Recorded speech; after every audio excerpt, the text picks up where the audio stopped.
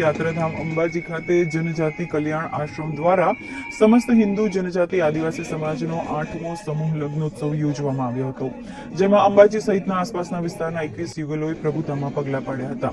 અંબાજીમાં યુગલોનો વરઘોડો પણ કાઢવામાં આવ્યો હતો.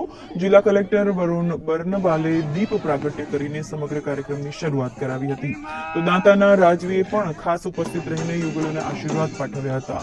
નવદંપતીઓને અંદાજે ₹1.5 થી 2 લાખ રૂપિયાની ઘરવખરી પણ આપવામાં આવી હતી.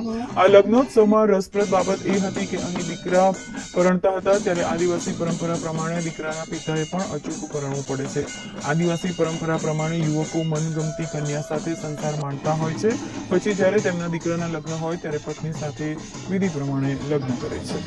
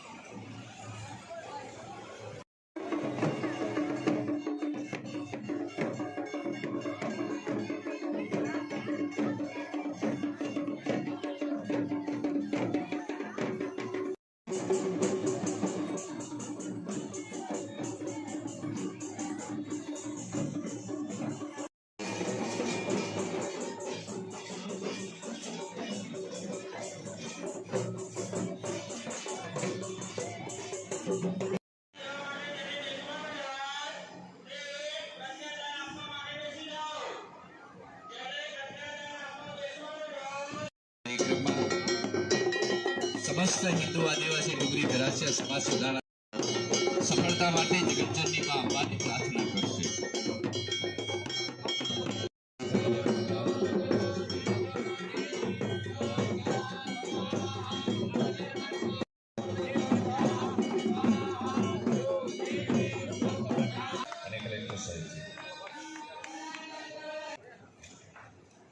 ભગવાન રામ સૌને એટલી શક્તિ આપે કે ફરીથી જેના માટે પોતાનું જીવન હિંદવા સુરતમાં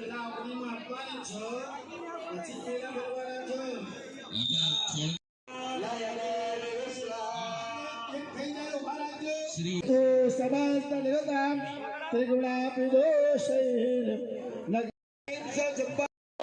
આજે અમે અમારા પપ્પાના લગ્નમાં આવ્યા છીએ. પહેલાને કર્યા, આજે કર્યા છે. અમારા સમાજમાં આજે છોકરા થયા પછી લગ્ન કરે. એક જ. ત્રણ બેન ને ભાઈ હો. અને આજે હું કર્યું તારા પપ્પાના? આજે મારા પપ્પાના લગ્ન કર્યા. અને બધા ભાઈઓ ને બહેનો હાથે મળીને કરે? હા. કેટલા ભાઈ हम 4 भाई बहने 4 हम 4 भाई बहने हमारे पापा के जन्म में आए